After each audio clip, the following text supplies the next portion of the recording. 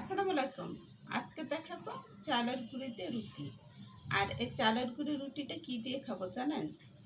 নিহারি দিয়ে খাবো। তো নিহারিটা আমি আপনাদের সাথে শেয়ার করে নিই, কারণ ওইটা তো শেয়ার করা হয়েছিল, তার চালের গুঁড়িটা আমি আজকে শেয়ার করে দেবো।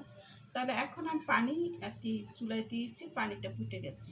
যখন বলক উঠেছে তখন আমি একটু সয়াবিন তেল দিয়ে নিয়েছি, কিন্তু হাতে লেগে যাবে না। এখানে ঘিও অ্যাড করতে পারেন, আর নাহলে এমনিতেই হয়ে যাবে। আর এখানে দিয়ে দিচ্ছি লবণ। লবণটা একটু বুঝে শুনে দেবেন, চালের গুঁড়িতে লবণ বেশি লাগে না, কারণ এমনিতে লবণ লবণ লাগে তখন। আর চালের গুঁড়িটা আমি পুরোটাই দিয়ে দেবো, এখানে যতটুকু লাগবে সেই পরিমাণটুকু আমি দিয়ে দেবো। এখন দিয়ে দিচ্ছি চালের গুঁড়া। চালের গুঁড়োটা আমার একটা আর কি শুকনো চালের গুঁড়া, তা পানিটা একটু বেশিই লাগে শুকনো চালের গুঁড়োতে। আর এই পিঠাটা বানাতে এরা কি চালের গুঁড়ো দিয়ে পিঠা বানিয়ে নিহারি খেতে খুবই চমৎকার লাগে। তা এতটুকু রেখে দিলাম শুধু মাজার জন্য। তারপর একটু ঢেকে দিচ্ছি। ঢেকে দিলে এটা খুব তাড়াতাড়ি দ্রুত হয়ে যায়। ঢাকনাটা উঠিয়ে ফেললাম, আর দেখুন চালের গুঁড়োটা খুব সুন্দর মতো হয়ে গেছে।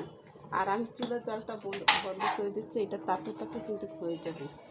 আর এইখানে আমি চালের গুঁড়োটা যে পরিমাণ নিয়েছি সেই পরিমাণ আর কি পানি দিয়েছি, কিন্তু এই পানিটা পরে চুষে নিয়ে গেছে, কারণ এটা শুকনো চালের গুঁড়ো, এর জন্য।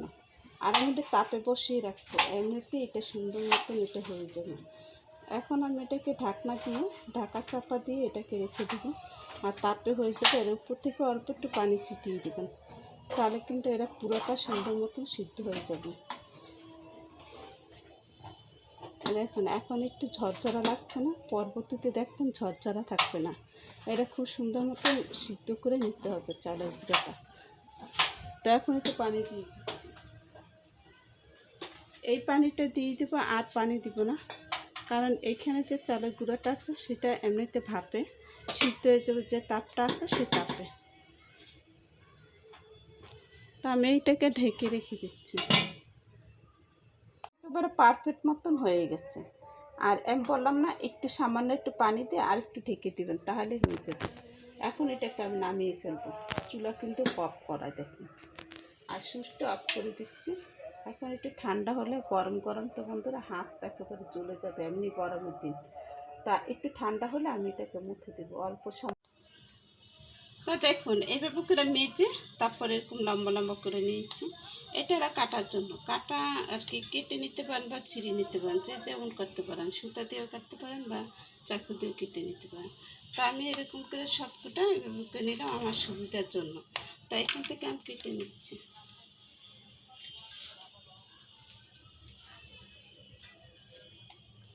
কেটে নেওয়ার সময় একটু ছুরিতে একটু তেল দিয়ে নেবেন, তাহলে কিন্তু সুন্দরভাবে কেটে নিতে পারবেন। আর যতটুকু সাইজের আপনি রুটিটা বানাবেন সেই সাইজে আপনি কেটে নেবেন, তাহলে কিন্তু রুটিটা পারফেক্টভাবে হবে, আর সুন্দর মতন এটা ফুলে একেবারে টুকটুক হবে। তো এভাবে করে আমি কেটে নিলাম। দেখুন পিসগুলো কিন্তু বেশি বড় না বেশি ছোটো না, মাঝারি সাইজে। আর কি যতটুকু আমরা যে চাউলের আমরা যা আটা রুটি খাই সেরকম করে গুলো আমি নিয়ে নিয়েছি। তো এখান থেকে একটা বেলে আপনাদেরকে দেখাচ্ছি। একটু উপর থেকে চাউলের গুঁড়োটা দিয়ে দিলাম।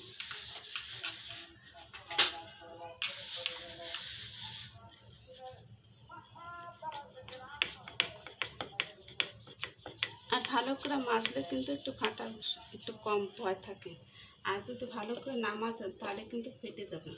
আমি কিন্তু মেজে নিয়েছি, তারপরেও চালের গুঁড়া তো এটা ফেটে যাবেই, যেভাবে হোক এটা ফাটবে, একটু সময় হলে একটু ফেটে যাবে। তারপর আমি মেজে মেজে এটাকে আর কি করে নেব। যেভাবে আর কি চালের গুঁড়াটা রুটিটা আমি যেভাবে বানাই সেভাবে করে আর কি রুটিটা আর কি বেলে নিচ্ছি। বেশি পাতলাও না বেশি মোটাও না। তা এভাবে করে আমি রেখে দেবো, এই যে দেখুন এই সাইজের। তা এখন আমি এভাবে করে আর কি বেলে নিব। তাওয়াটা খুব ভালো করে গরম হতে হবে, যেন হিটটা একটু ভালো থাকে। আর এটা রুটিটা সুন্দর করে আমি বেলে নিয়েছি, দেখুন একটা রুটি কোনো ফাটার কোনো নেই, সুন্দর করে বেলে নিয়েছি। এখন আমি রুটিটা দিয়ে দিলাম। আর চালের গুঁড়োটা কিন্তু কটকট করে দেবেন, কারণ চালের গুঁড়া রুটির সাথে থাকলে কিন্তু ওটা পুড়ে যায়, লাল হয়ে যায়, সেদিকে একটু খেয়াল রাখতে হবে। তাই এইভাবে উলট পালট করে তাকে ভেজে নেব। তো আজকে আমি রুটিগুলো কতগুলো বানিয়ে নিয়েছি, আরও কতগুলো আছে, পুরো 1 প্লেট একটা রুটি।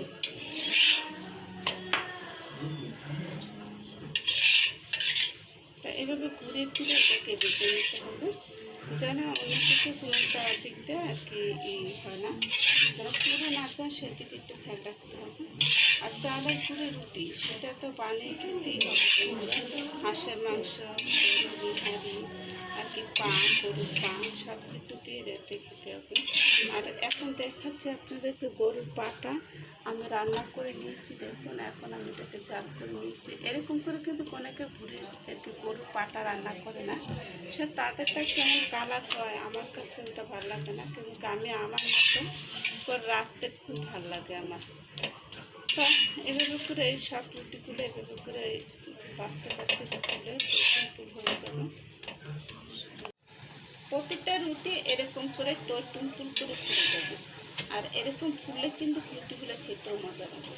প্রতিটা রুটি এভাবে করে ভেজে নিয়েছি, আর আপনাদেরকে দেখাচ্ছি ভাজার সময় এটা কিন্তু সুন্দরভাবে রুটিটা দেবেন। আমার কিন্তু চালের গুঁড়োটা কিন্তু এটার ভিতরে নাই, দেখছেন?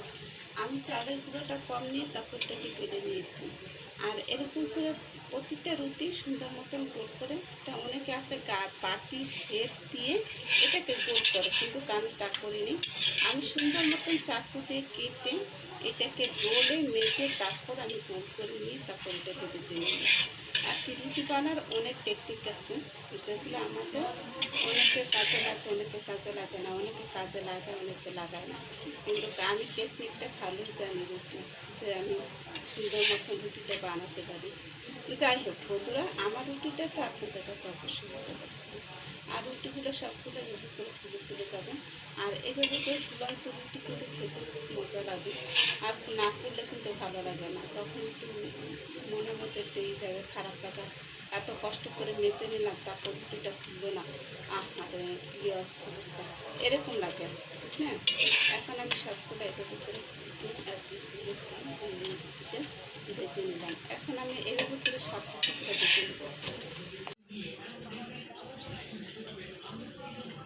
তো এই যে আমি রুটিগুলো বানিয়ে নিয়েছি, আরও রুটি আছে, সেগুলো আমি পরবর্তীতে বানাবো। আর এগুলো আমি এখন আপনাদের সাথে ভিডিওটা বড় হয়ে গেলে বন্ধুরা এটা হতে চায় না আর কি। যাই হোক, আমি এরকম করে নিয়ে একটা রান্না করে দেখতে খুব সুন্দর লোভনীয় লাগছে, তাই না? আপনাদের সাথে আর একবার নিয়ারিটা আমি শেয়ার করে দেবো। আর রুটিগুলো একটা রুটিও সুন্দর মতন একটু দাগ লাগে নাই। এই রুটি 2 দিন পরে আপনারা খেতে পারবেন, আর এত সুন্দর নরম, এই যে দেখুন সুন্দর মতন, আর ফেটেও যায় না বা ভাঙেও না। এটা 2 দিন ধরে টেবিলে রেখে খেতে পারবেন। তাহলে আজকের মতো বিদায় নিচ্ছি বন্ধুরা, আল্লাহ হাফেজ।